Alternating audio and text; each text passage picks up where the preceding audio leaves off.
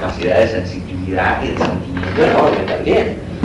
Hombre, individuos excepcionales hay, pero bueno, no es el caso de lo que ocurre. Entonces, aunque yo no estoy de acuerdo con esto totalmente, confieso que es lo más frecuente, realmente es lo más frecuente. No siempre. Tomemos un caso de mujer intelectual y tomemos su obra, Sartre y Simone de Beauvoir, ¿no? La pareja arquetípica que fue el mito de toda una generación. Si miramos la obra en calibre intelectual, bueno, Simone no cuenta como literata, pero no cuenta como una exponente de ideas realmente importantes que aclaren algo sobre el mundo. Simone se dedicaba a empatar, a impresionar y entrar en una conferencia de señores con cuello largo, toda mal entrazada y sentarse con las piernas abiertas y provocar. Claro, eso le iba. Pero a la hora de hilar un razonamiento abstracto, no. En cambio, sus novelas tienen encanto. Sus novelas son siempre de historias emocionales y quizá la más importante y la más breve es la que describe la muerte de su madre en el caso de Cornante. En cambio, fijémonos en las novelas de Sartre, que gana el premio Nobel. Con la excusa de la literatura se dedica a defender tesis filosóficas. No son seres humanos sus protagonistas, son posiciones. Entonces, en los caminos de la libertad, ves lo que le pasa al hermano burgués y al hermano liberal. Realmente son símbolos de clases sociales, más que seres humanos de carne y hueso. Sus obras de teatro describen tesis existencialistas. El infierno son los demás, eso es una tesis, y por lo tanto esos tres personajes encerrados no son seres humanos, son la ilustración de una tesis general.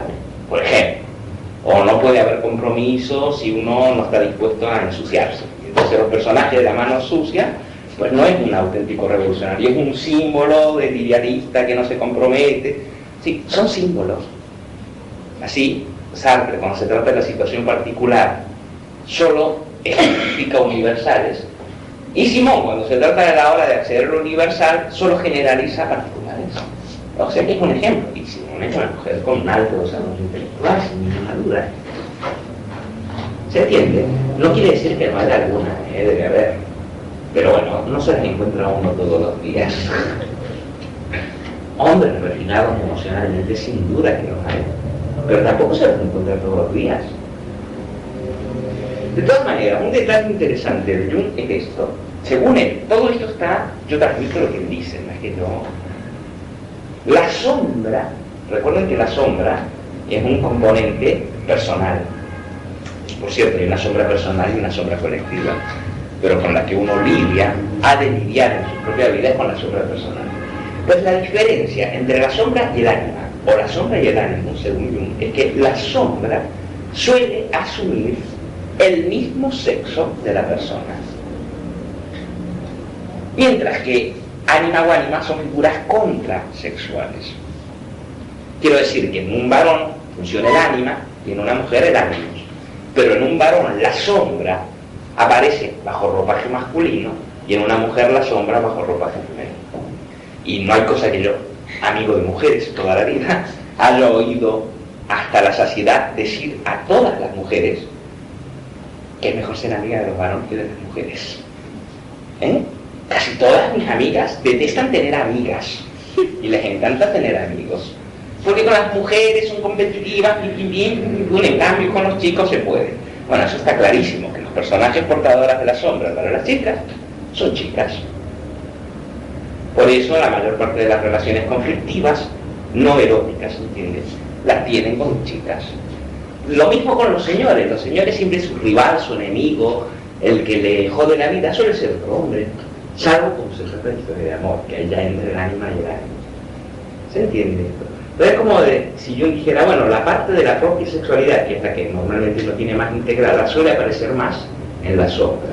Pero cuando vamos a grandes contenidos como ánima o ánimos, es la hora de tocar la contraparte sexual, es decir, la otra sexualidad dentro de nosotros mismos.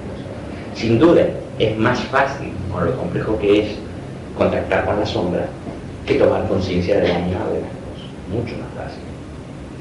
Sí, la sombra, con un poco de honestidad simplemente que uno tenga, pues ya se la puede ir descubriendo.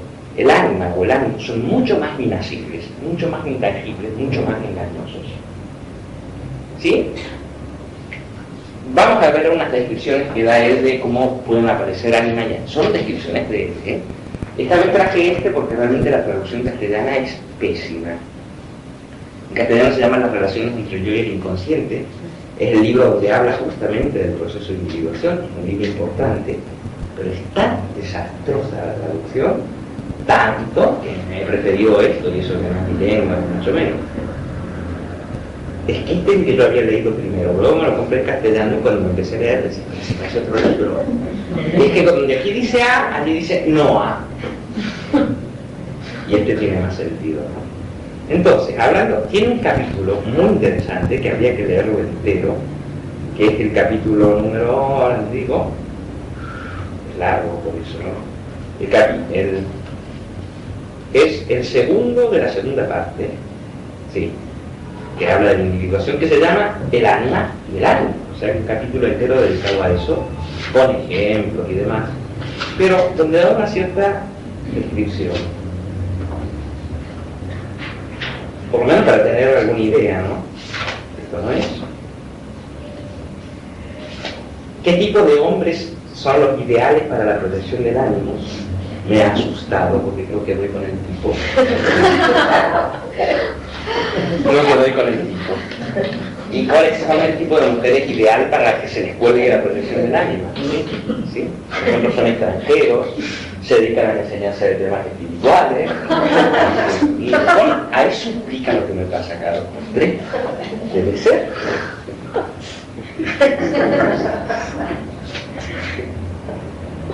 Luego dice, el primer receptáculo de la imagen del alma, o sea, del ánima para el hombre, es prácticamente siempre la madre.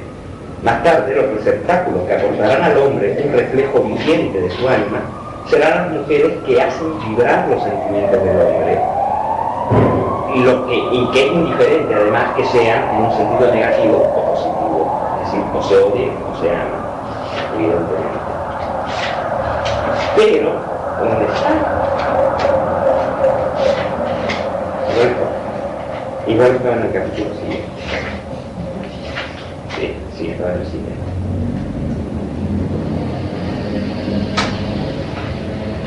Aquí está. No la descripción, sino un punto importante. Dice, para describir en breve lo que constituye la diferencia entre el hombre y la mujer en este punto de vista, es decir, aquello que caracteriza al ánimos ante el ánima, digamos, en tanto que el ánima es la fuente de humores y de caprichos, el ánimos es la fuente de opiniones. ¿Ven la diferencia? El ánima genera estados de humores caprichosos, pero el ánimos genera opiniones infundadas. Esos juicios generales, yo digo, el caso más aberrante ese de los escorpios son asquerosos. Ahí tienen una de las afirmaciones propias del ánimos. O todos los Aries son maravillosos.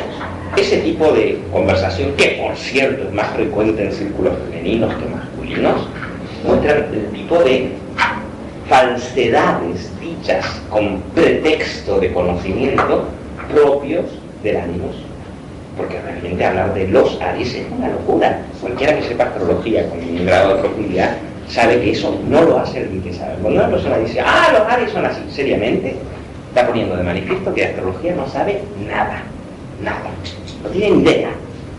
Pero sin embargo la gente no la hace en las reuniones. ¿Y tú qué signo eres, Tauro? Ya te tengo calado. No sabe absolutamente nada, no tiene ni idea. Pero el ánimo forma opiniones, pero lo increíble es que la persona que la experimenta no se da cuenta de que son opiniones, lo experimenta con una certeza absoluta que no tolera ni crítica ni discusión. Porque ni siquiera hay manera de decir, hombre, vamos a discutir esto. Inmediatamente empieza a lanzar una sarta de enunciados tras otra, bajo la apariencia de afirmaciones teóricas, que no son nada más que opiniones o experiencias personalizadas generalizadas. O sea, la persona que te dice, que normalmente son mujeres, puedo insistir, los Aries son insoportables. Si uno lee, lo que está diciendo es, he tenido una relación con algún Aries que me fue fatal. Eso es. Pero no se lo hagas notar, porque saltará y te atacará con un argumento tras otro. ¿Se entiende lo que yo digo? Detrás de la aparente formulación de verdades, lo que hay son sentimientos subjetivos imperfectos. ¿Sí? Sigo. Y así como los saltos de humor del hombre proceden desde los trasfondos oscuros, las opiniones acerbas y magistrales de la mujer reposan también sobre prejuicios inconscientes y sobre a priori. ¿Sabes lo que quiere decir a priori, no? Juicios que no están fundados en la experiencia.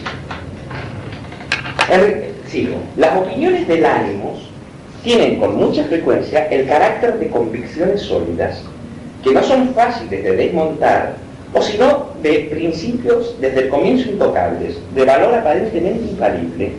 Si sometemos estas opiniones al análisis, no encontraremos sino que prejuicios inconscientes que los motivan, como en el caso que acabo de decir de los aliens, ¿no? Que los motivan y que nos hacen inferir que la mujer siente y piensa las opiniones acerbas que ella emite, como si estos prejuicios existieran realmente. En realidad, sus opiniones no están ni motivadas ni son frutos de un acto de pensamiento, sino que ya existen todas hechas, como prefabricadas y listas para ser consumidas. Están presentes en el ser mental de la mujer, que las formula y las repite, porque tienen en su espíritu tal carácter de realidad y tal fuerza de convicción inmediata, que ella ni se le ocurre la idea de someterlos a la posibilidad de una simple duda. Es como si en su escenario mental ya aparecieran hechos. Por lo tanto, no son producto de una reflexión, sino de un hallazgo, justamente.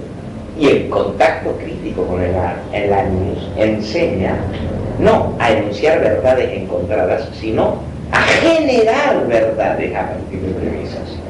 ¿Se entiende la diferencia? Ay, en una clase con tantas chicas, suerte que hay un chico. Porque persuadir a tantos años va a ser difícil. Entraremos fuera todas, para que pueden poner... No, es que en ese momento, claro, el ánimo de cada uno está ahí cantando lo que canta, vaya a saber.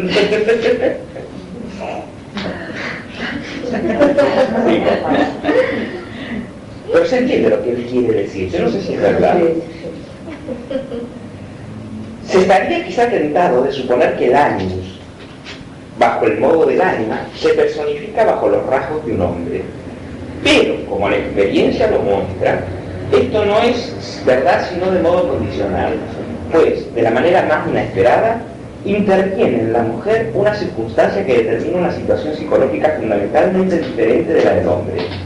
Si en el hombre el ánima aparece bajo los rasgos de una mujer, de una persona, en la mujer el ánimos se expresa y aparece bajo los rasgos de una pluralidad.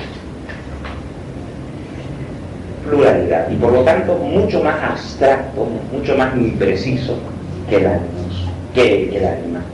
Pero fíjense que es la compensación de la actitud consciente. De hecho, la actitud consciente del hombre, y es lo que se dice generalmente, el hombre puede, y de hecho tiende, a amar a muchas mujeres. ¿Verdad? Quiero decir, anda con una y anda con otra y anda con otra. La historia del harén es una historia masculina, ¿no? Siempre se ha dicho que la sexualidad masculina, porque es más exterior, se satisface más fácilmente sin con un conocimiento íntimo, y un hombre puede disfrutar tanto con una prostituta, con una mujer que acaba de conocer o con una con la que tiene una relación, ¿sí? Esto hace que sea de tendencia, por lo general, más promiscuo, ¿no? La mujer, por lo general, no sé si por naturaleza o educación, en cambio, suele escoger básicamente a un hombre, o dos, pero un tipo, no cualquiera, así no está, salvo alguna muy especial, ninfomanía y cosas por el estilo, suele gustar. No se va con cualquiera, no, se va con, o por lo menos un tipo. En cambio el hombre realmente puede irse con cualquiera, y esto es un hecho. Pero si esa es la actitud consciente, la compensación inconsciente es exactamente al revés, porque el ánima en el hombre es solo una mujer, tiene un rostro. Mientras que el ánimos en la mujer que se consagra, sin embargo, a un solo hombre, no tiene un rostro porque es una pluralidad. Fíjense cómo compensa la función inconsciente a la actitud consciente. Así, ese hombre tan promiscuo en sus relaciones de hecho está buscando a la mujer ideal. Y esa mujer que se consagra a un hombre está buscando no a un hombre, sino a algo abstracto. Esa es la idea de Jung en todo caso. Por eso el Don Juan, el burlador de Sevilla, quiero decir, ¿no? Miles de mujeres, lleva un catálogo, ¿no? En Turquía no sé cuántas, y en España 1003, que era eso, un vecino. Pero realmente, en cada una de ellas, busca a una. Y en cada una de ellas solo encuentra un rastro de aquella que busca. Por eso le gustan todas, pero en realidad no le gusta ninguna, porque ninguna es la mujer que busca. En una está la mirada, en la otra está la manera de mover la mano, en la otra la timidez, en la otra la osadía, pero en ninguna están esos rasgos que serían la única mujer. En cierto sentido, aquel que busca la mujer ideal se desparrama por todas, porque en cada de ellas, en cada una de las particulares, encuentra solo un rostro de esa mujer ideal. Bueno, eso sería un poco la idea de aquí. Y en cambio, la mujer está buscando, según esta historia, ¿no?, a través de ese amor tan concreto, tan particular. Margarita se entrega a Fausto, no a cualquiera. Margarita no da a cualquier hombre, no han dado ni con 1000 ni con 2000, en realidad no han dado con uno, ni con ninguno. Conoce a Fausto y es a él a quien se entrega totalmente. Pero a través de esa entrega, Margarita llega al paraíso. Lo que estaba buscando era el conocimiento divino. Y es ella la que le dice a Fausto: no quiero saber nada de ti. Al final, cuando le entra a la cárcel, a buscarla. O sea que a través de uno concreto, ella busca lo absoluto. Él, a través de la infinitud, está buscando, sin embargo, y eso le pasa a Fausto, justamente al revés, conoce la historia, ¿no? Fausto busca, y primero está Margarita, luego está Helena de Troya, o sea, la mujer carnal, la mujer ideal, y en ninguna encuentra el reposo, pero busca a una en especial. Y no anda con una, anda con un montón. En la novela salta de aquí para allí, como un pequeño fauno. En cambio, Margarita, que realmente se entrega a uno, que es de carne y hueso, a través de se llega a una dimensión que no es ni de carne ni de hueso, que es la dimensión del paraíso. Es un poco la idea esta que hay aquí, ¿no? Dice así,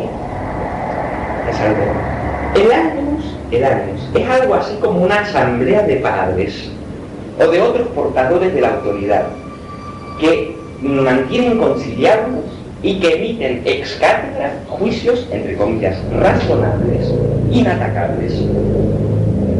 Pero si se los mira de cerca, estos juicios pretenciosos son por lo esencial un mogollón, digamos así, un amontonamiento de palabras y de opiniones que se han acumulado en el espíritu de la pequeña niña, luego del adolescente, después de la infancia, y que, recogidos, seleccionados y coleccionados quizá inconscientemente, terminan por formar un canon, una especie de código de verdades banales, de razones y de cosas, entre comillas, como deben ser, ¿no? Esa codificación de lo razonable corresponde, sin embargo, a una reserva de prejuicios. Y desde el momento en que un juicio consciente, competente y valioso está faltando, se hace apelación como a un arsenal inexpugnable de opiniones disparatadas, donde se encontrarán aquellas que parecerían convenir a cualquier situación dada. Es decir, juicios tan generales que no se pueden contradecir porque valen para cualquier situación. Como por ejemplo, como los remedios de la abuela, la medicina no sirve para nada, porque como los remedios de la abuela no hay. Es una cosa tan general. Habría que ver que si los remedios de la abuela te podrían hacer lo que la cirugía con láser consigue. Llevado a ese extremo, es un absurdo lo que está diciendo. Habría que poner qué casos concretos los remedios de la abuela implican que la medicina no ha avanzado. Yo creo que es un poco ridículo pretender eso. Pero sin embargo hay gente que lo dice. ¿Verdad? Bueno, los vaqueritos están de acuerdo con los remedios de la abuela y estoy metiendo la pata por el ejemplo. ¿Sí? ¿Se entiende, no? Eso lo han escoltado. Ahora vamos a ver qué pasa con nosotros. Bueno, basta dentro de la asamblea, ¿no? Estas opiniones aparecerían o bien bajo la forma de lo que es conveniente llamar el buen sentido, el Sein, digamos aquí, o bien bajo la forma de principios emblemáticos de educación recibida. Así la mujer dirá, por ejemplo, y cita una frase: es así como ocurren las cosas después de todo. Y ese después de todo, después, yo ya sabía cómo iba a ser, porque siempre es así. Es visto uno, visto todo. Esa también es muy típica. Visto uno, visto todo. Horrorífica, ¿verdad? O si no, pero si todo el mundo sabe que, y ahí larga su juicio, pero si todo el mundo sabe que los remedios tradicionales son infinitamente superiores a la medicina moderna, ese si todo el mundo sabe que es un falso argumento, primero que todo el mundo, luego no, pero bajo el pretexto de, claro, la verdad es indiscutible, ¿se entiende? Naturalmente, el animus será proyectado tan frecuentemente como el ánima, pero ¿sobre quién? ¿Sobre quién y sobre qué se va a proyectar? Los hombres, sobre quienes el ánimos es más susceptible de proyectarse, los más aptos para servir de receptáculo a la proyección del ánimos, deben ser de un tipo tal que la mujer animal de proyección pueda ver en ellos una reedición viviente del buen Dios. Hombres que lo saben todo, que lo comprenden todo, o bien se tratará de innovadores desconocidos, que disponen de grandes encantos retóricos, donde lo humano demasiado humano se entrelaza demasiado frecuentemente con una terminología pomposa del tipo de el vacío creador.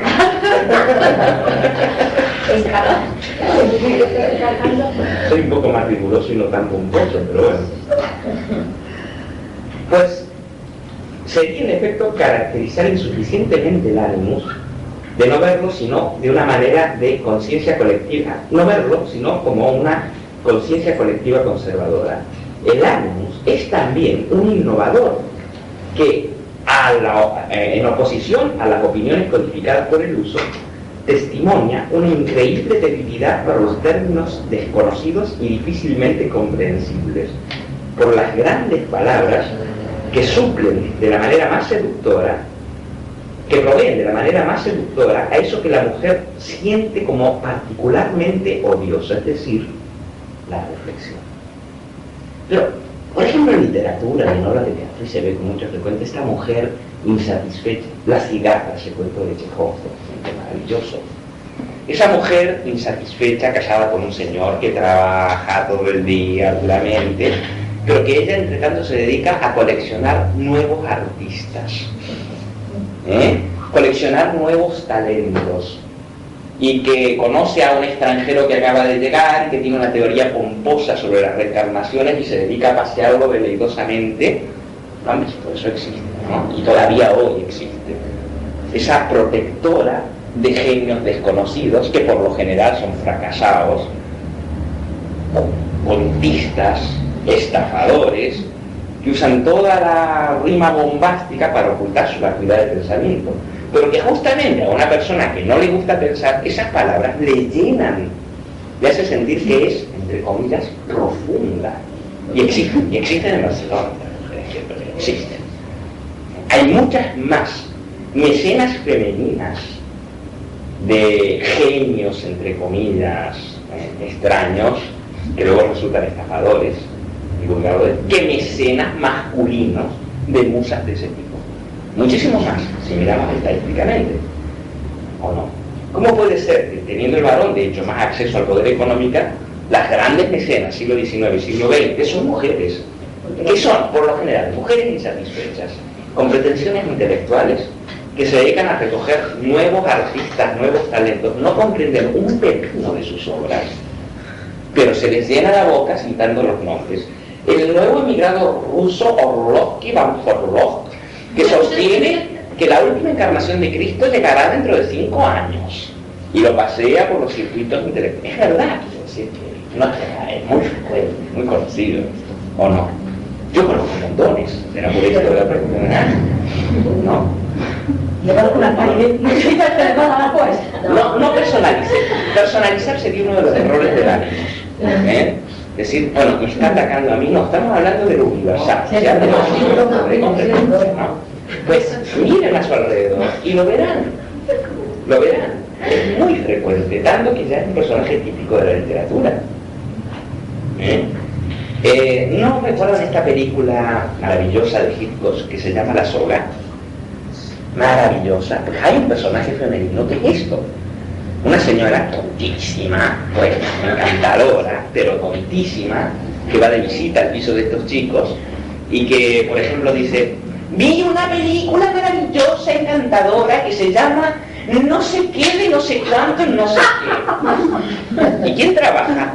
Pues un tal no sé qué de no sé cuánto, y que él de repente le responde muy agudamente: pues yo vi otra fantástica. ¿Y cómo se llama? No sé qué de no sé cuánto de no sé dónde.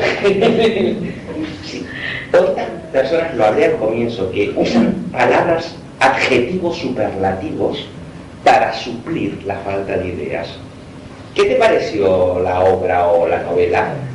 Absolutamente maravillosa, desconcertante, genial, acojonante, súper.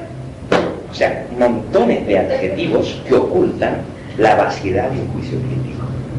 Entonces se suple la carencia de pensamientos con una suma de palabras rimbombantes, detrás de las cuales, ¿qué hay? Vacío, pompa de jabón. ¿Se entiende esto? No, esto es como actúa el ánimo. Esto no quiere decir que todas las chicas funcionen así. Sería terrible, sería espantoso no funcionar así. Pero que la tendencia, cuanto más inconsciente es la mujer, es a estar poseída por esto, o a proyectar los amores imposibles sobre ese tipo de personajes, que por cierto para ellas están cargadas de una aura romántica total. Otro personaje que hubiera dado para ser portador de ánimo sin duda era Wagner. Entonces pregúntenle a Matilde Wessendorf qué le pasó con él. Pasó lo mismo, el nuevo genio incomprendido, pero él se aprovechó de los recursos del marido, vivió de ellos, etcétera, etcétera. Y era un farsante, quiero decir, en ese punto, ¿no? Porque era un genio también. Sí, se entiende, es muy frecuente, no quiero decir que siempre ocurra. En Argentina era famoso, es decir, el circuito intelectual en una época estaba regido por unas señoras de clase alta, muy alta, las señoras Ocampo, que se dedicaban a cuánto extranjero, tenía que ser extranjero, si es posible europeo, porque la palabra Europa en Argentina significaba.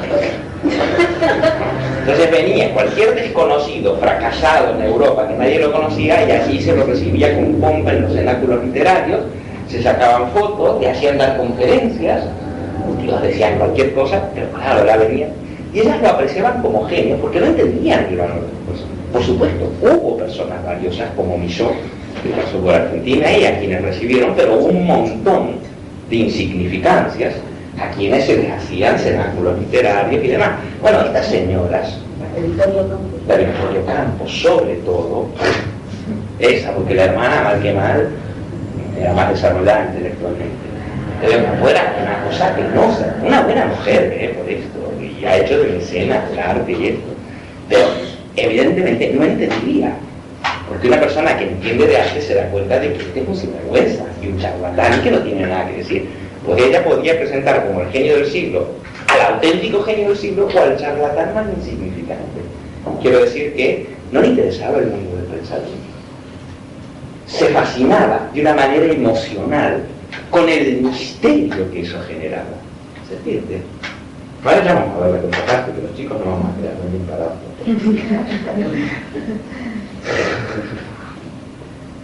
Bueno, vemos que el ánimo, por lo tanto, no solamente es conservador, sino que aparece como un innovador que ataca las verdades establecidas, pero claro, nunca con argumentos, siempre con opiniones ready-made, listas para usar, presta por tener.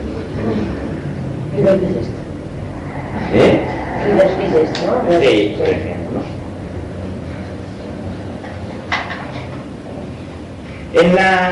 En medida en que la mujer es inconsciente, las opiniones de su ánimos tienen para el hombre algo de infantil y de conmovedor que le incita a una actitud bien tolerante, de guía y de educador paternal, pero en la medida en que el lado sentimental del hombre no se siente implicada por el encanto de la mujer en cuestión, en la medida donde el encanto femenino no despierte la disponibilidad sentimental del hombre, éste encuentra en la mujer una falta de competencia y una total incapacidad respecto a la tontería solemne.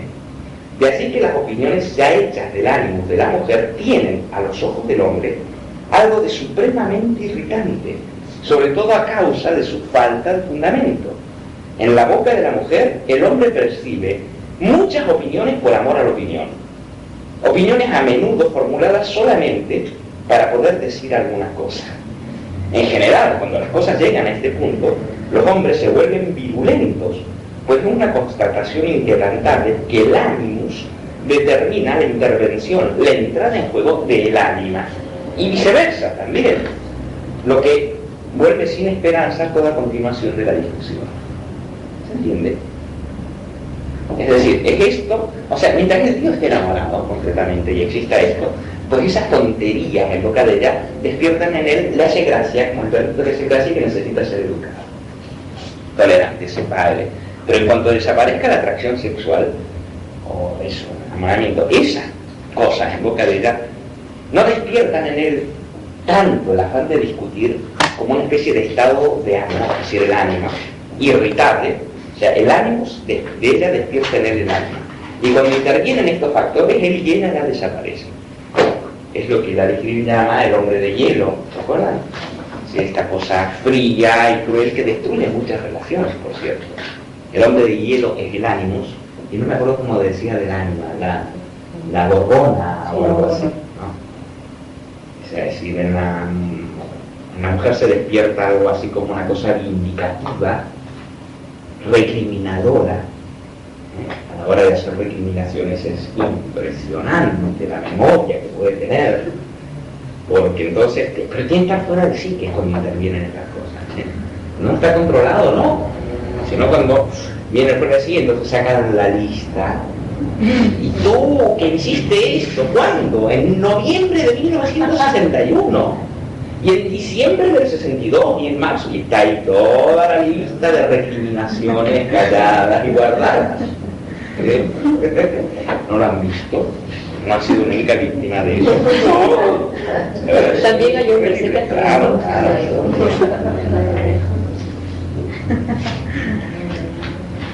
Por eso dice, tales mujeres, arrastramos, en las mujeres intelectuales, el ánimo suscita argumentos y razonamientos que quisieran ser lógicos y críticos, pero que en lo esencial se reducen la mayor parte del tiempo a estos dos puntos. Un punto débil que es secundario y que será transformado al precio de un contrasentido en la tesis esencial. O, aún más, una discusión clara en sí misma se verá complicada al extremo por la adyacencia de nuevos puntos de vista que, en la ocasión, no tienen nada que ver con la discusión en curso. Tales mujeres no buscan sino una sola meta, inconscientemente se entiende, irritar al hombre y hacerlo salir de sus casillas. La meta inconsciente de la maniobra no es sino a través de la discusión, es decir, el estallido, donde ellas no serían sino rechazadas psicológicamente a través de su ánimos y sometidas a su omnipotencia. Por ejemplo, dice, desgraciadamente, yo siempre tengo razón, me dice una vez una mujer de este tipo. Ay, no, caso. No vale la pena discutir, porque yo ya sé que en el fondo siempre tengo razón. Bueno, esto es una cosa totalmente conocida, ¿no? Nadie tiene siempre razón. Pero esta convicción de tener siempre razón y ser mal comprendido. Porque lo curioso es que cuando uno está poseído por esto, a pesar de que uno actúe como tal, de hecho los demás no le reconocen como tal. Es decir, una persona que ha diferenciado el ánimo y que tiene esta capacidad de discutir, hace una tesis y realmente se le nota y se le puede discutir, pero alguien poseído por el ánimos cree estar en posesión de la verdad, pero toda la gente de su entorno ya sabe cómo es. Y son de ese tipo de personas que luego se sienten malinterpretadas. Es que yo siempre tengo la razón, pero nadie me entiende nunca. Eso es muy típico. ¿Se entiende, Orlando? No es que realmente los demás respeten como tal. Hoy veremos qué pasa con las personalidades humanas, que es algo muy parecido a esto. ¿Qué viene de ahí? Personalidad humana, algo. Estas diversas manifestaciones, tan frecuentes como desagradables, tienen por solo y única causa la extraversión del ánimos, es decir, la proyección de la extraversión, aquí quiere decir poner fuera, ¿no? Del ánimos. El rol del ánimos es volver posible la relación entre el yo femenino y el inconsciente, y jamás debiera mezclarse con las funciones conscientes de relación. Por supuesto, lo mismo es válido para el ánima. La técnica de la confrontación entre el yo consciente y el ánimos es, en su principio, la misma que en el caso del ánima, con esta diferencia, y es que aquí ya no se trata de fantasías ni de caprichos, sino de opiniones, que la mujer debe considerar con un ojo crítico, no para rechazarlas, sino para estudiar sus orígenes, a fin de penetrar en sus trasfondos oscuros, trasfondos donde ella reencontrará sus imágenes originales, de manera muy paralela a lo que ocurre en el hombre en su confrontación con el ánimo. ¿Se entendió esto? Voy a empezar. Claro, porque por esto no lo dijimos en la clase pasada y es fundamental. Por eso salió el tema del amor en la clase pasada, porque tiene que ver con esta del amor-pasión ese, ¿no? Hemos dicho que según Jung, la persona, recuerden persona como complemento de ánimo humano, es una mediación, no es una realidad, es una función de alguna manera, no una función psicológica. Cumple una función, poner en relación el yo y la realidad externa. Y como tal es un mediador. El ánima, o el ánimos, digo ánima pero me refiero a cualquiera de las dos variantes, masculino o femenino, también tiene una función fundamental de relación, pero es entre el yo y el inconsciente. ¿Igual que la sombra? No, la sombra es el custodio, y la sombra no tiene como función poner en relación nada. La sombra es un obstáculo en la puesta de relación. Por eso al ánima o al ánimos lo puedes descubrir solo a través de digerir la sombra que oculta todo el inconsciente. La sombra, por lo tanto, es el conjunto de cualidades reprimidas, negadas o no desarrolladas. El ánima no solo es eso. El ánima, o el ánimo, tiene otra función mucho más importante. Quiero decir que la sombra es la basura barrida debajo de la alfombra. Y punto, ¿no? Es esto que no coincide con mi imagen, etcétera, etcétera, etcétera, con lo que yo quisiera hacer, o con lo que se espera de mí, y que por lo tanto está guardado, no es olvidado por mí, pero que está ahí, ¿no? En cambio el ánima es mucho más importante en este sentido que la sombra. La función de las sombras... La sombra no tiene función. La sombra es un residuo real, necesario, de la formación del yo. Creo que eso lo expliqué, ¿no es cierto? En la medida en que se forma un yo, se forma necesariamente una sombra. ¿Por qué? Porque el yo no es una entidad con la que se nace. Quiero decir que se nace sin personalidad, vamos a decir así. La personalidad se forma genéticamente, es lógico. Si el mismo recién nacido acaba de nacer, lo pones en un medio, una cultura, etcétera, y tendrá una personalidad, pero ese mismo con sus cualidades genéticas, biológicas, lo pones en otro medio y desarrolla otra personalidad. Sin duda habrá rasgos de carácter, pero no personalidad, que sí, que se mantendrán constantes. Por ejemplo, si el niño nace con una alta dosis de energía, sea cual sea la personalidad que desarrolle, será un carácter energético. O si nace con una tendencia meditativa, no importa qué personalidad desarrolle, tenderá más a la pasividad. Pero los rasgos propios que forman su personalidad se han originado, tienen una historia.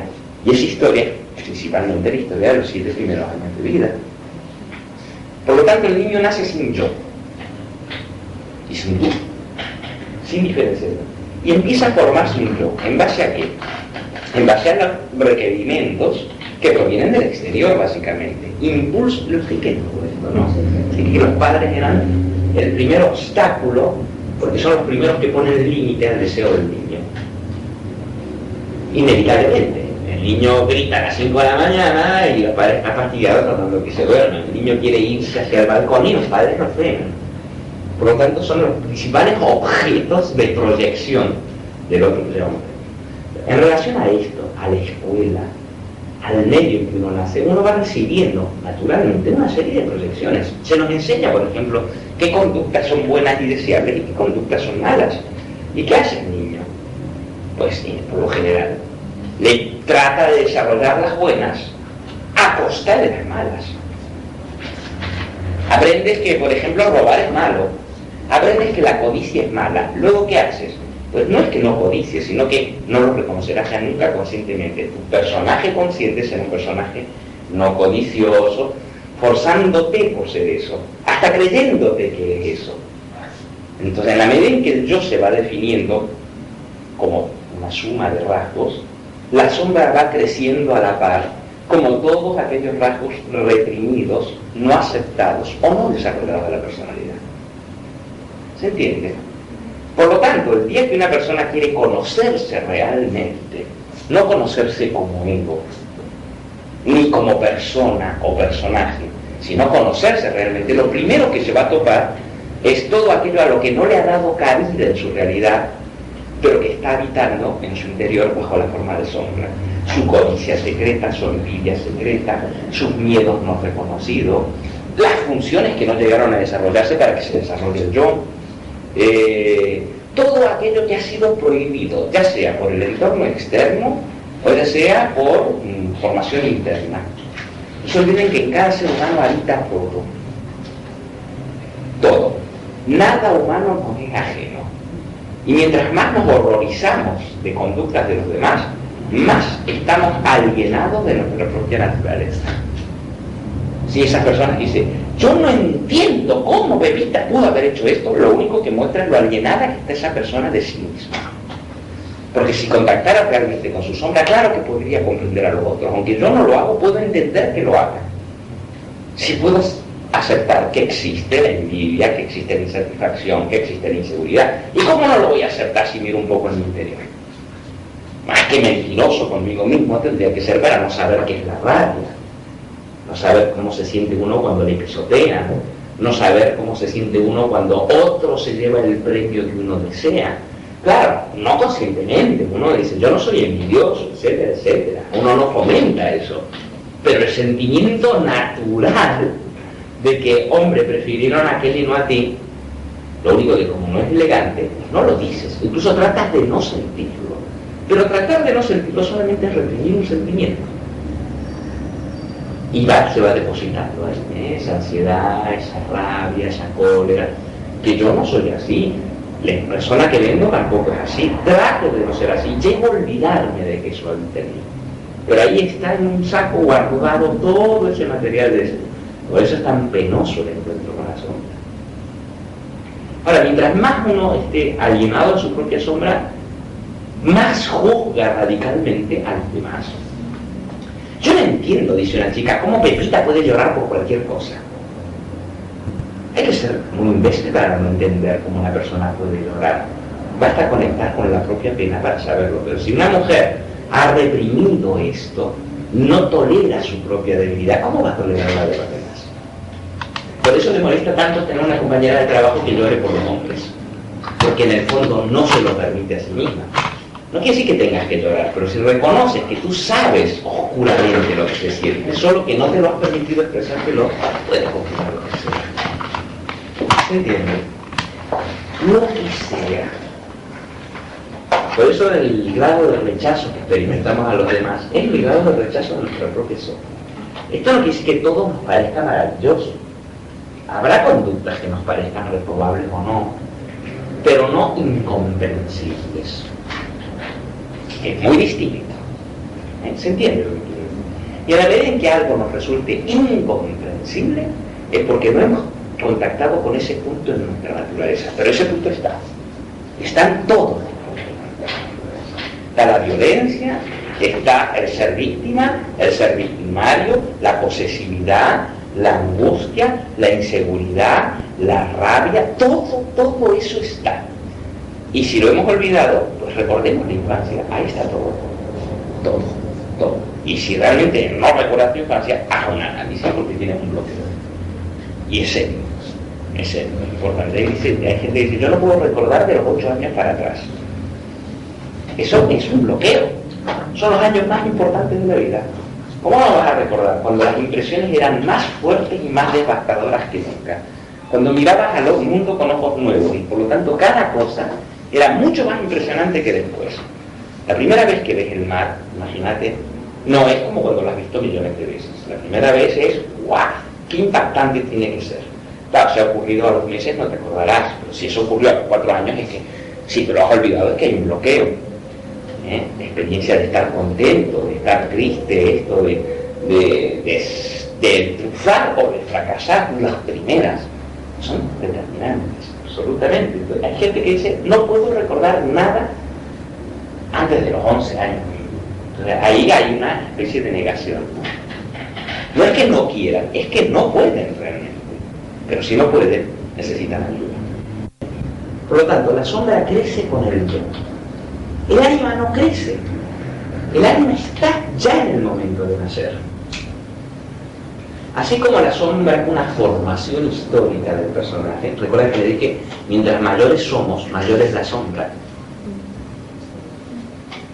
Y mientras más se endurece el yo, mientras más se define, más aumenta el espesor de la sombra. Por eso una persona joven tiene una sombra relativamente digerible y por eso es mucho más fácil analizar a un chico de 20 años que un señor de 70. Que no hay vuelta de hoja, es mucho más fácil.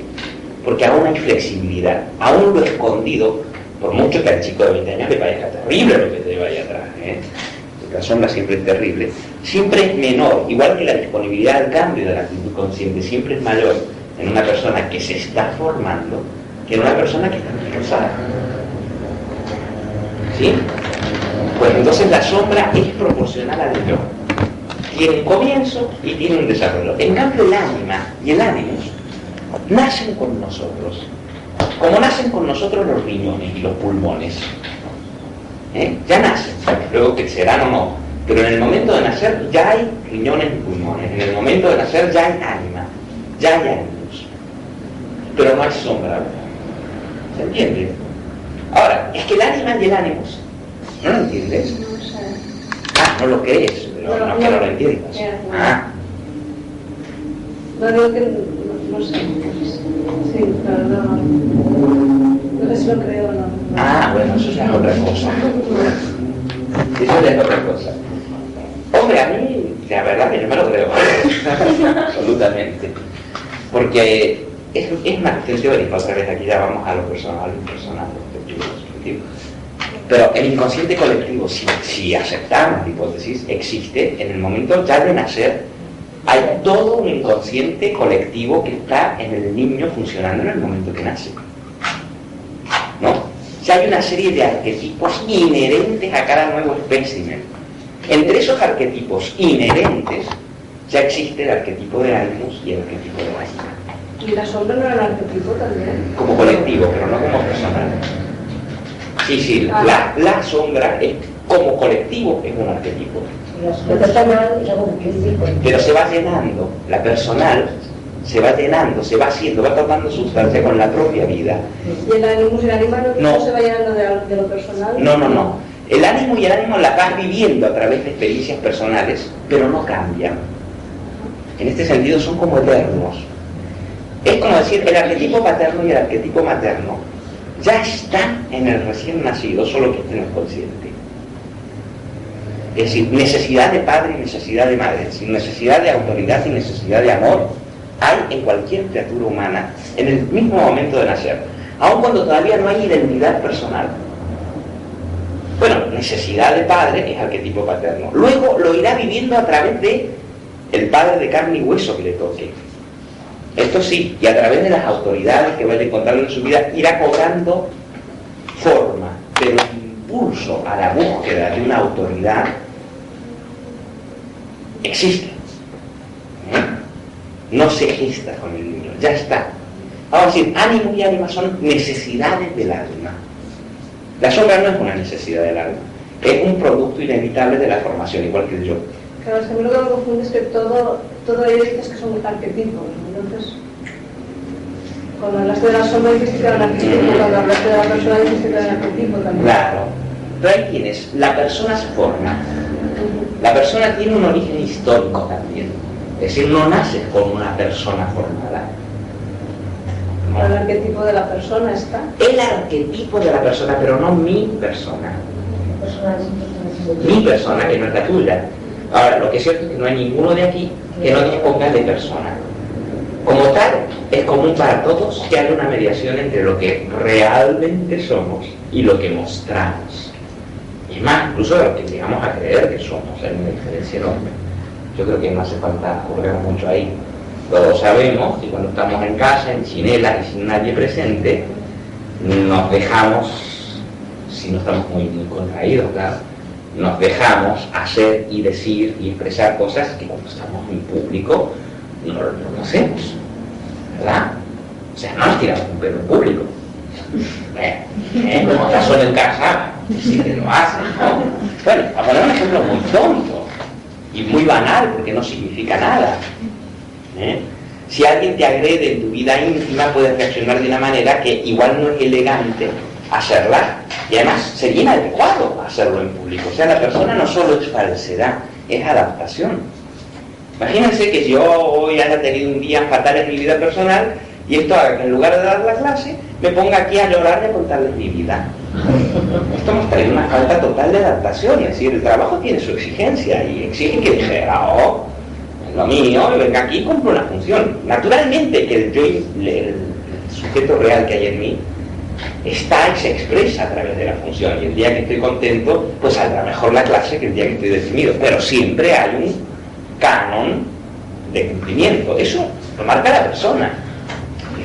Si uno no tuviera una persona o varias bien adecuadas, ¿cómo sería un inadaptado? Lo llaman un personaje infantil. Hoy no tengo ganas de ir, entonces no voy. Mañana, ¿qué pasaría? Sería un desastre. O sea, es que así no funciona, no cumple. ¿Sí? Hay una serie de exigencias. Cada uno de ustedes tiene que cumplir con eso, ¿no? Para funcionar. Vienen a clase y tienen que ser gentiles con los compañeros, respetuosos con el que da la clase, respetuosos con el sitio donde están. ¿Y eso qué les está haciendo? Lo hacen casi sin premeditación, pero es la persona. Han aprendido a sentarse de una manera, a expresarse de una manera, que hace la vida más tolerable, por cierto, aunque muchas veces enmascare lo que realmente está ocurriendo ahí adentro. La persona se va formando también. Recuerdan que dijimos que era muy paralelo a la formación del yo, lo de la persona. Es como el alter ego famoso de los freudianos. Por ejemplo, cada vez que entramos en una situación social nueva, pues aprendemos a desarrollar un personaje adecuado.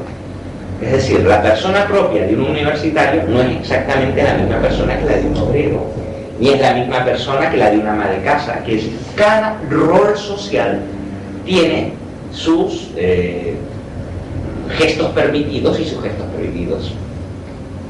La persona es el uniforme, y es necesario un uniforme. Imagínense a la policía sin uniforme, aunque los hay, son terriblemente peligrosos.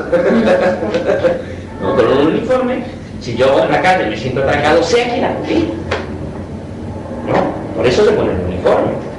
Bueno, la persona es el uniforme es importante. El riesgo es que el uniforme se transforme en el escudo. Ahora, tú no naces con un uniforme hecho. Los uniformes los vas adaptando de acuerdo a lo que la vida te depara y a tu propio dinámica interna, al propio yo. Por ejemplo, si el yo, y se supone que una buena persona es una persona eficaz, porque cumple una función en el mundo y porque le sienta bastante bien al yo. Ahora, hay casos de personas totalmente ineficaces, es decir, que no tienen nada que ver con la vocación real del individuo, y que por lo tanto es una total contradicción entre la vida de la persona, del ser. Pero en esos casos hay problemas de adaptación a la realidad graves que suelen decaer en neurosis y que requieren tratamiento. No es lo habitual. No es lo habitual. Todos tenemos una persona. Fíjense, incluso roles como los de padre, hijo, hermano, vecino, todo esto son roles. Es decir, yo con los vecinos, pues no me comporto exactamente igual que en una situación de clase, porque entonces me echarían, que se cree sentando cátedra todo el día. Y con mis amigos tampoco. Mis amigos no me pongo a hablar de un tema y explicar. Es que no hay lugar. No hay lugar. Con los amigos nos sentamos, jugamos una partida de backgammon y comentamos las cosas íntimas. Otra historia. Como si uno dijera, hay muchos Enriques. Hay muchos de cada uno de nosotros. No hay muchos, pero hay muchas situaciones que requieren de nosotros cosas distintas. Y si con los amigos me portara como cuando doy clase y cuando doy clase como con los amigos, sería un fracaso en cualquiera de las dos situaciones. Mi vida funcionaría muy mal afuera y de hecho funcionaría muy mal ahí. Por lo tanto, la persona se va desarrollando también. Muchas veces la persona no es adecuada para la necesidad del individuo. Muchas veces el individuo adopta una persona que le toca por herencia, por ejemplo, y es muy frecuente. Generalmente los hijos mayores. El padre es abogado, el hijo es abogado. El padre es médico, el hijo es médico, con una frecuencia altamente notable. Las vocaciones no se heredan. Pero las expectativas de los padres pueden hacer que el niño identifique con una persona que no sería su elección, sino que ya está predestinada. Imaginemos el pobre Felipe, príncipe. Ese no puede elegir. A ese le tocó.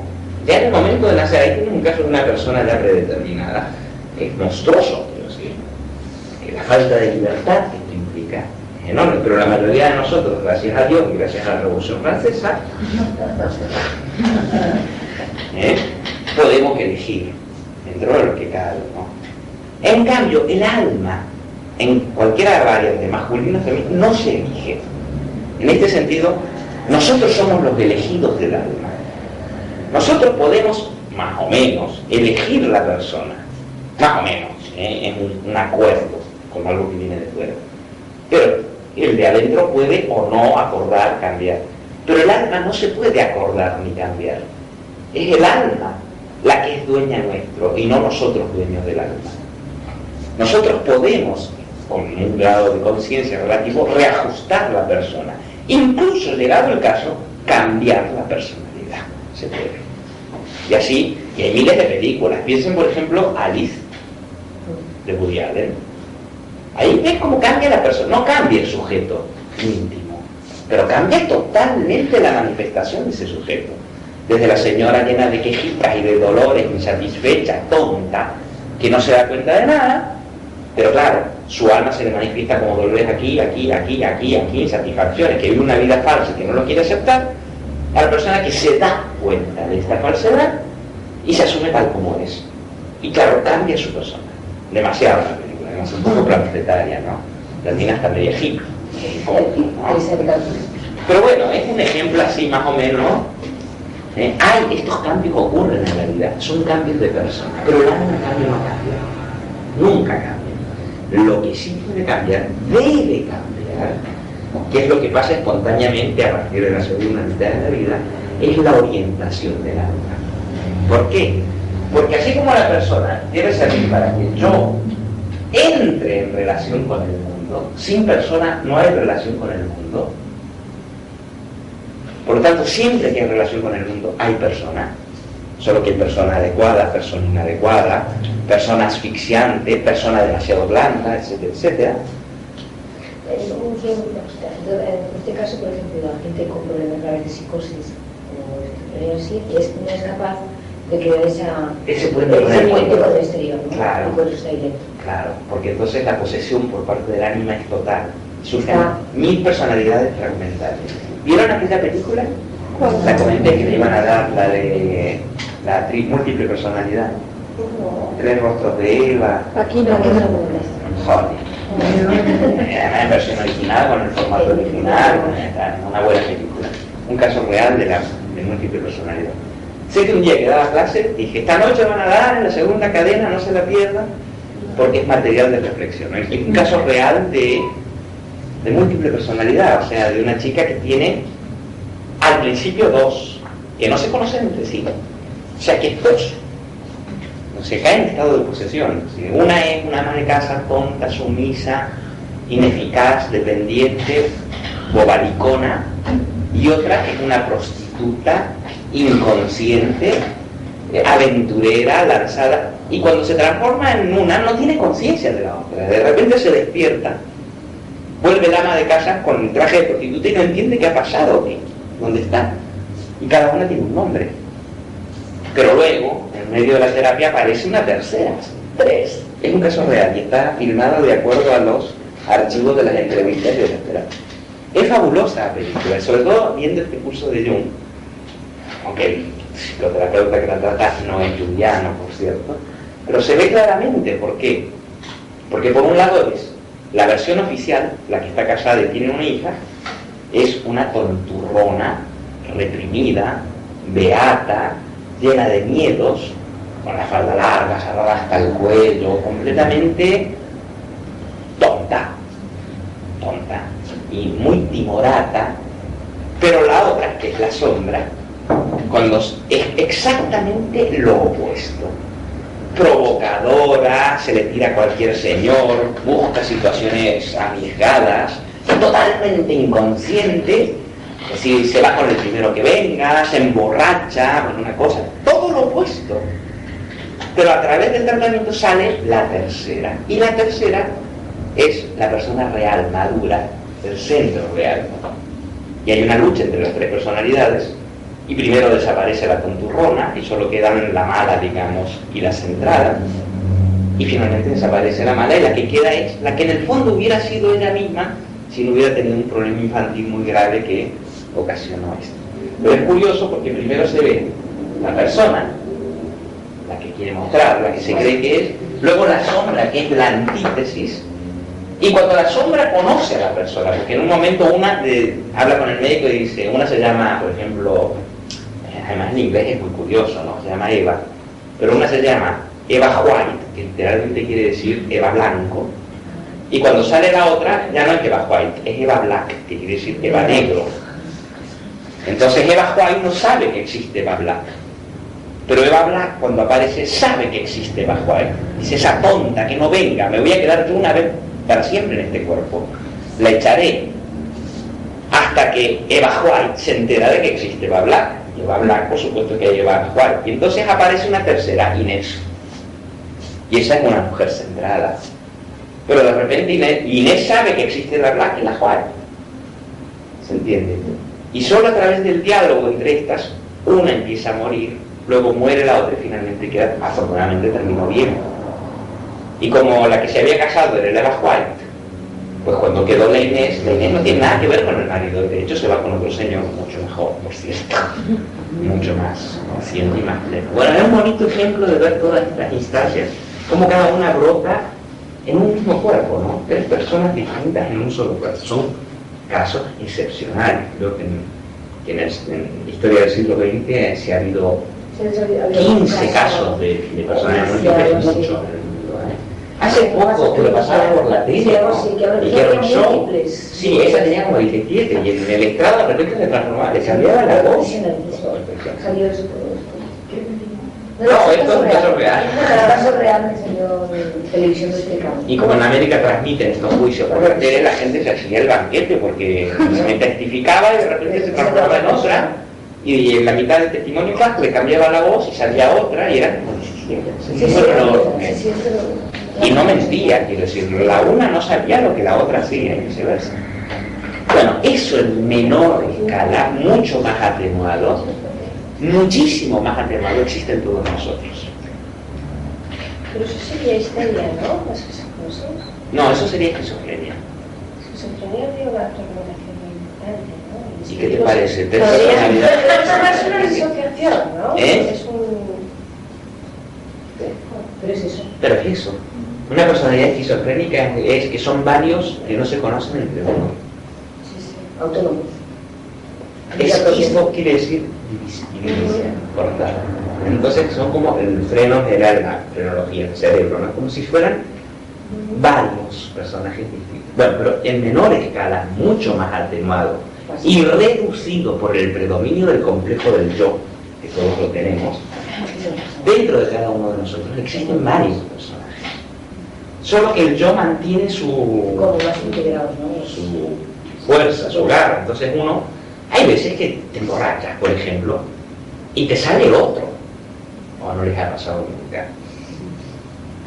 Luego vuelves tú y no te acuerdas de nada y te cuentan lo que ese que hubo ahí hizo o dijo. No dices, ¿cómo puede ser? Bueno, ese que salió cuando estabas borracho está todo el tiempo. Lo que pasa es que normalmente la conciencia del yo es más fuerte y lo controla. Pero basta una situación donde baje el nivel mental, el yo pierda potencia para que salgan estas personalidades. En realidad estas personalidades están a la sombra, pero están. ¿Se entiende? Y generalmente estas personalidades son las partes reprimidas de uno mismo que han cobrado autonomía. Por eso mientras más beato sea la persona, más lascivos son los personajes que entran allí. Mientras más aparentemente mansa y corderito sea la persona, más verdugos habitan en su interior. Mientras más aparentemente tolerante, así, más inquisidores habitan en su interior. Y al revés. Mientras más inquisidora la persona, más perseguidos habitan en su interior. Yo digo que un ser ya en un alto grado de integración, su persona no es muy rígida, muestra esta pluralidad, y dentro suyo tampoco hay tanta decisión porque existe esta misma pluralidad. Pero entonces no tiene que ser muy definido lo que hay afuera, porque tampoco es definido lo que hay adentro. ¿Se entiende? Y no falla, quiero decir, como regla psicológica no falla. Por eso siempre hay que ser muy superficial para juzgar de duro a esos tíos que van de duro, porque son muy blandos y por eso pisan fuerte. Están cagados de miedo, y como están cagados de miedo dan portazos, pisan los tacones y viven diciendo aquí estoy yo. Eso es un énfasis. ¿Quién tiene ese énfasis? Una mujercita asustada que habita en su interior. Y en esas mujercitas tan gatunas, como digo yo, pues cuidado que hay un macho intransigente detrás suyo. Entonces, una mujer tan blanda o un hombre tan duro, peligroso. Mejor una persona que exprese blandura y dureza, porque entonces lo que hay del otro lado es exactamente lo mismo. No igual, porque está más teñido de oscuridad, pero más o menos, no te sorprende tanto. Imagínense un señor que sí conecta con sus sombras, relativamente. Es decir, sabe que tiene miedos, sabe que no se siente seguro, conecta con su deseo, etc. Pues usa a la persona. Naturalmente la usa, la persona deja salir ciertas cosas o no, pero luego, cuando llega a casa, se quita a la persona y se permite expresar un poquito de todo eso. Si ese señor toma alcohol y se le reprime, o lo que sea, una droga o un shock emocional, pues lo que saldrá no es muy diferente de lo que muestra en su hogar, porque es muy blando, deja salir. Y como deja salir, pues ya se ve lo que hay. Ese no tiene miedo de tomar una droga a ver si le pasa algo raro. No tiene miedo de dejar hablar al inconsciente. Pero una persona que está muy fijada en esta no puede soltar, porque ¿qué saldrá de ahí? ¿Qué saldrá? ¿Se entiende, Ricky? El miedo a lo escondido es mayor cuando desconoces lo escondido. Pero si lo vas expresando poquito a poco, resulta que no es tan malo, ¿no? Y esto es lo que desarrolla una mayor confianza en el inconsciente, que es fundamental para sentirse bien. Si yo todo el tiempo tuviera que controlar, Dios mío, imagínense que yo todo el tiempo tuviera miedo de meter la pata. Entonces no podría venir a improvisar y decir lo que va saliendo, porque joder, lo que puede salir ahí. Esa falta de confianza del otro, en la medida en que no conozco al otro, el otro puede ser peligrosísimo. Pero en la medida en que ese otro ya sale casi cotidianamente, pues mira, que salga, no, más o menos ya sé de qué va. No me parece tan horrible, está bastante a la vista.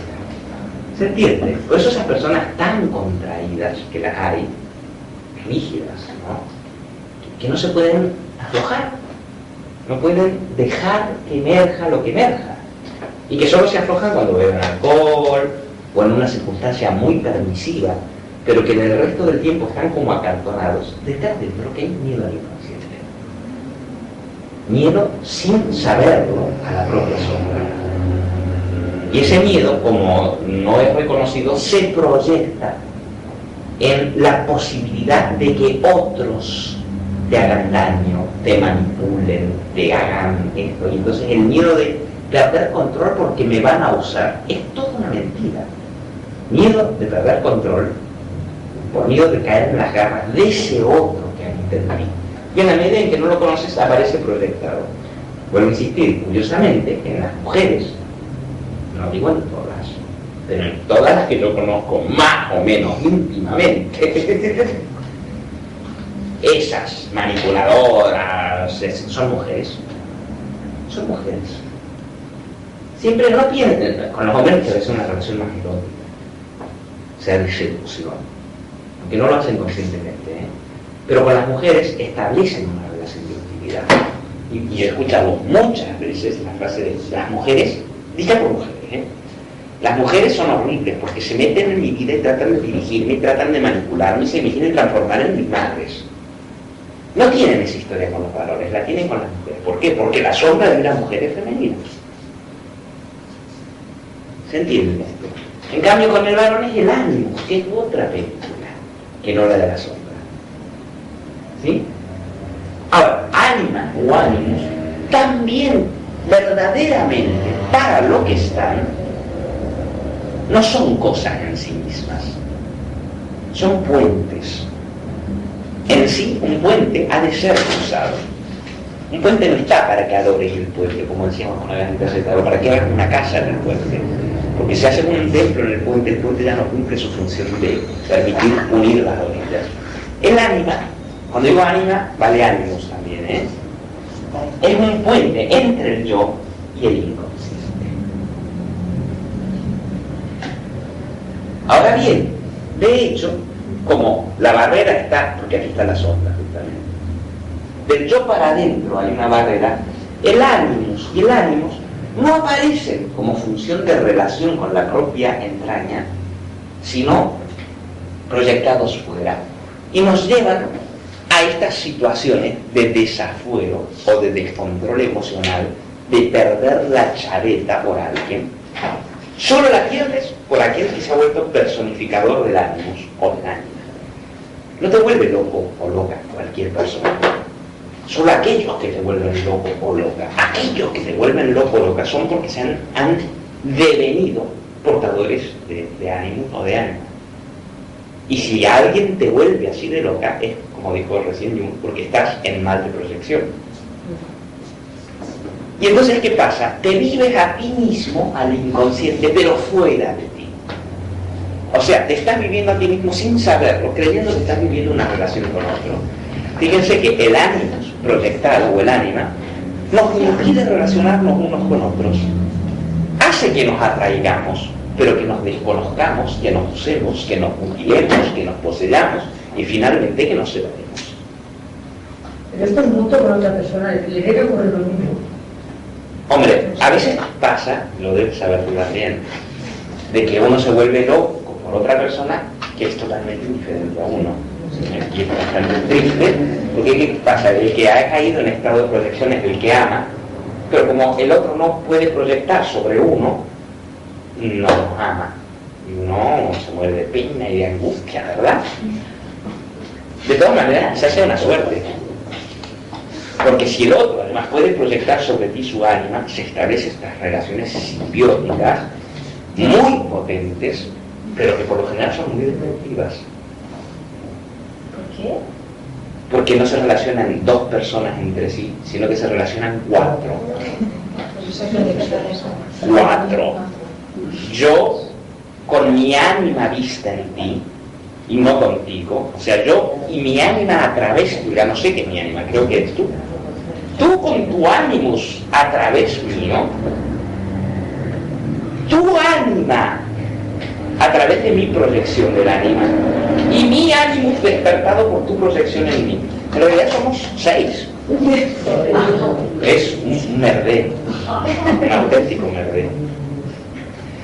Generalmente todas estas relaciones, que son intensas, porque la proyección de estos personajes es tan fascinante, crean un sentimiento, eso, lo que se llama enamoramiento. Eso decir que una persona integrada no le pasa.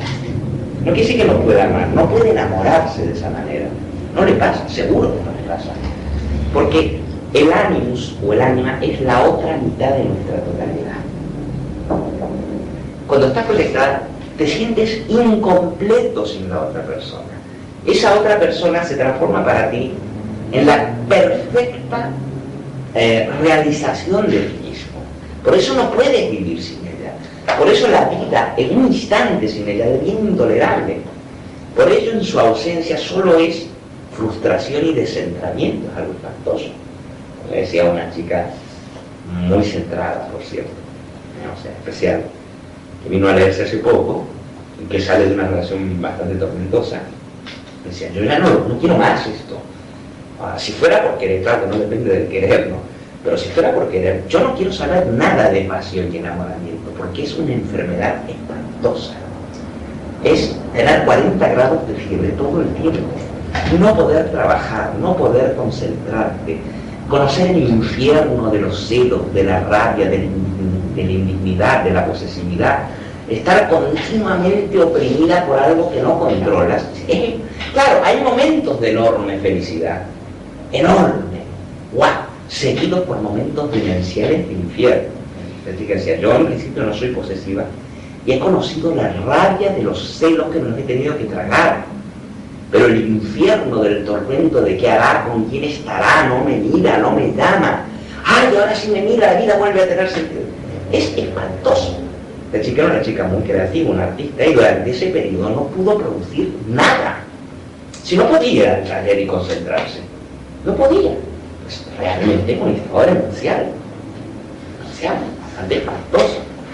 Y después de muchos años de vivir juntos, termina cada cual por su lado, y si te he visto no me acuerdo, quiero decir. Es una forma de conectar con nosotros. Sí, claro, pero es una forma muy penosa. Sí. El camino, como digamos, el camino indirecto, ¿no?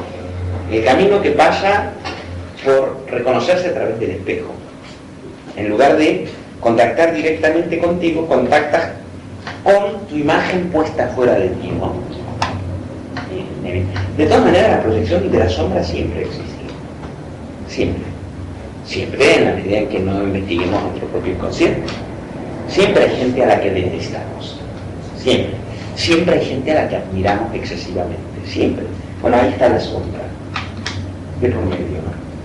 Pero el ánimo y el ánima, como son funciones de relación, proyectadas parecen fines en sí mismas. Y ahí se produce el estado de alienación, que es lo que se llama enamoramiento. El estado de alienación es que has perdido tu centro. En realidad, es como si no tuvieras centro. El centro está afuera. Es de irte para afuera de tal manera que un simple ser humano se ha transformado en Dios o en el diablo. Porque son las dos cosas. ¿Recuerdan la Carmen de Bizet? Bueno, Carmen, en un momento él le dice a ella, ¿pero quién eres? ¿Eres el diablo? Sí, le dice ella, soy el diablo. En un momento esa persona que es Dios es la fuente de todos los tormentos, pero nunca es un ser humano. Nunca. Ella aparece para él como la redención o la perdición, pero nunca como una compañera de camino. Él aparece para ella como la salvación o la ocasión de su desprestigio, pero nunca como lo que realmente son, personas incompletas que se buscan a sí mismas y que hacen lo que pueden, lo que saben, eso no se ve. En el estado este de desafuero tan grande, el otro se ha llenado de un significado irreal. Esto es mana. Mana es una palabra que usa Jung, tomado de estudios antropológicos de su época, de los melanesios. O sea, una comunidad del Pacífico, ¿no? Los melanesios hablan de mana, personalidad. Mana sería poder, que tiene poder, un poder sobrenatural. Así, por ejemplo, según explica, ¿no? Para el hombre de estas culturas, el que alguien sea más inteligente que otro o más fuerte que otro, se explica sencillamente diciendo que tiene mana, es decir, que tiene un poder, y este poder se respeta. Así el medicine man, es decir, el brujo, está cargado de un poder, y en una comunidad primitiva se lo respeta porque está contaminado de lo divino, es portador de lo sagrado. Claro que lo sagrado proviene del alma. ¿Se entiende lo que quiero decir? Proviene del alma. Lo que pasa es que un personaje que destaque se transforma inmediatamente en un perfecto elemento para la proyección de estos poderes psíquicos. Perfectamente. Entonces, es fácil proyectar en alguien que es más fuerte que el resto de la comunidad la figura de Hércules, esperar tareas de semidiosa. Es fácil proyectar en alguien que es más agudo intelectualmente que el resto de los demás la figura del sabio, y se transforma en el sabio inspirado, mensajero de los dioses, cuando en realidad es un simple ser humano. Lo que le carga de tanto poder es la proyección, pues el alma y el ánimos disponen de mana en cantidades absolutas. Por lo tanto, cuando una persona se transforma en el portador del ánimo o ánima nuestro, esa persona adquiere sobre nosotros aparentemente un poder devastador. Nos puede llevar al cielo o tirar al infierno. En realidad no es la persona, pero nosotros, si lo vemos en la persona, no nos cabe ninguna duda de que la persona no es la persona. A la persona real no la conocemos. Solo no hacemos más que vivir nuestra propia alma a través de esas personas. Por eso es difícil reconocer que todo eso fascinante que ves en esa persona, sin la cual la vida parece carente de sentido, está en ti. Está en ti. Pero lo has olvidado y ya no lo buscas en ti. Ni siquiera lo sospechas. Tan alienado estás. O que esa persona tan destructiva que te lleva a degradarte, a llegar a la miseria, que te prostituye, te abandone, por la cual terminas en la calle, abusada por cualquiera. Sí, porque es muy común eso también, la imagen del hombre como ocasión de la perdición de la doncella pura, ¿no? ¿Han visto? El explotador, ese hombre seductor que coge a la doncella, le promete matrimonio, pero no se lo da, le hace un hijo, luego hace que destruya a su familia y termina prostituyéndola, y ella termina drogadicta, alcohólica y prostituta. O sea, ese hombre no es él el poderoso es esa fuerza que ella sin saberla le ha concedido. Como lo ha hecho sin saberlo, no lo puede retirar tampoco a propósito. ¿Sí? Y por lo tanto, ánimo o ánima proyectada son fuerzas enormemente destructivas. ¿Cuándo adquieren su poder constructivo? Cuando entran en su propio terreno. Es decir, cuando dejan de estar proyectadas en el mundo externo y aparecen como personificaciones. No soy yo. Yo tengo que saber que el ánima no soy yo. Puedo hablar con el ánima, con esta debilidad mía. Por eso dices el cambio de orientación del alma. Claro, porque se vuelve hacia adentro.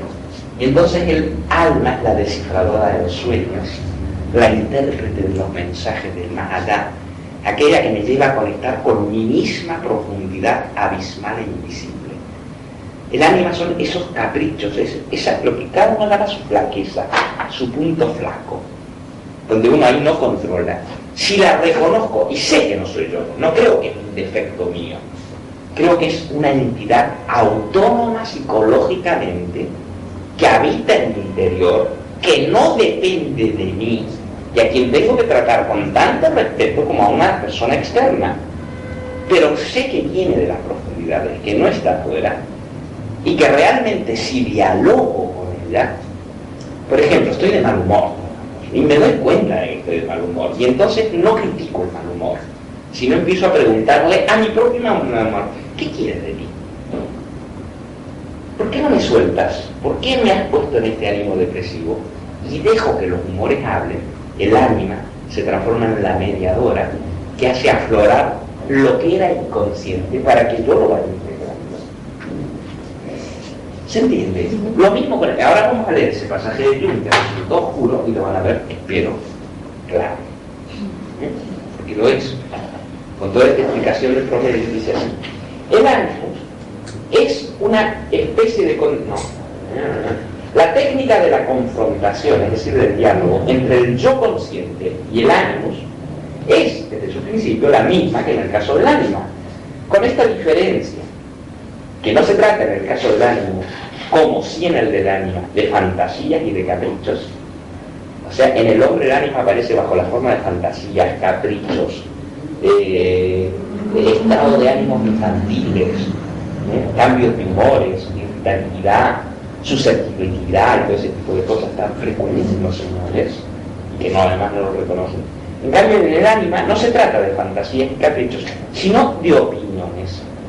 Ahora bien, que la mujer ha de considerar con un ojo crítico, no para rechazarlas a estas opiniones, sino para estudiar sus orígenes, a fin de penetrar en sus trasfondos oscuros, trasfondos donde ella reencontrará sus imágenes originales, de modo semejante a lo que ocurre en el hombre en su confrontación con el alma. Es decir, si uno no rechaza esto, ni tampoco lo proyecta, sino dialoga, a través de estas opiniones puedes llegar a ver de dónde brotaron. Y de dónde brotan del inconsciente. Y puedes ver lo que habitaba en ti y tú no reconocías. Y el ánimos deja de ser un señor maravilloso que te resuelve la vida y luego te destruye. O esa mujer maravillosa que te sube al cielo y luego te pisotea, para transformarse en una zona autónoma, vuelvo a insistir, no depende de ti. Por eso es bueno personalizarla, como dice yo. Es bueno hasta ponerle un nombre, como hacen los niños pequeños, ¿no? ¿Sí? Mi dedo pequeño me dice, bueno, llámalo tu dedo pequeño. Yo a su ánima en su determinado momento le llamó Salomé, y hablaba con Salomé. Salomé estaba en su interior, pero la trataba como un ser inautónomo. ¿Qué quieres de mí, Salomé? ¿Qué me vas a enseñar? Y bueno, poner, llámalo Merlín a tu ánimos. Oh, ya estás Merlín aquí. Pues ¿qué esperas de mí? ¿Se entiende? Y entonces deja de llevarnos a los otros engañosamente para llevarnos a nosotros mismos. Por lo tanto, tiene que haber una técnica de diálogo, que es de relación entre el yo y el ánima, o el yo y el ánimos. ¿Se entiende esto? Todo esto implicaría, por parte del varón, un trabajo especial de aceptación de sus sentimientos, de sus humores, cosa que al varón, según yo creo que es verdad, le cuesta muchísimo. A un varón le cuesta mucho olvidarse que lo que está en este momento viviendo no solo es su atención al trabajo o a las ideas que está expresando, sino que está viviendo un determinado estado anímico. No es que no lo viva, se olvida. Por ejemplo, el señor que está irritado y que no se da cuenta de que está irritado, que dice que está pensando en su trabajo, pero que en realidad está expresando irritación. Se trataría de reconocer estos humores, no negarlos, no tratar de dirigirlos, sino reconociéndolos, dejar que estos humores nos guíen a nosotros mismos. Pero en la mujer no se trata de reconocer sus humores caprichosos, que la mujer los reconoce mucho más fácilmente. En la mujer lo que se le escapa son sus propias, esas opiniones. Así como él no se da cuenta, ella no se da cuenta de esos juicios generalizadores, devastadores, que salen de su boca en cuanto cae en estado de posesión. ¿Se entiende esto? Más o menos. ¿Sí? Estaría bien ponerle un nombre. Normalmente siempre lo podemos llamar nuestra debilidad peculiar. Eso que llamamos nuestra debilidad peculiar, olvidémonos, no es nuestra. No es que yo tengo una debilidad, no. Esa debilidad es una zona del alma más poderosa que yo. Basta de tratarlo como una debilidad que tengo que soportar o que tengo que reprimir para transformarla en el hilo de Ariadna. El hilo conductor que me permitirá entrar en el laberinto y salir de él. Esa es la función del ánimos en la mujer y esa es la función del ánima en el hombre. Llevarnos a recorrer el laberinto. Sin la guía del ánima o del ánimos, nos perderíamos en el laberinto y quedaríamos atrapados en el mundo del inconsciente. Pero con esta guía eficaz podemos entrar y podemos salir. Ahora, condición imprescindible para entrar en el laberinto, tener una persona sólida.